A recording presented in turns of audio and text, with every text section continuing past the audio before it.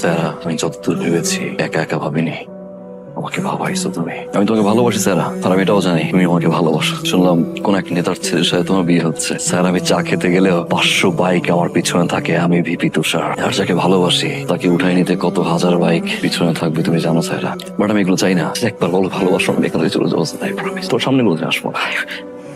ভালোবাসো না, একবার বলো না। বাসি, ভালোবাস। চলো স্যারা, আমি এখন তোমাকে বিয়ে করবো। রাইট, বিয়ে করবো রাইট নাও।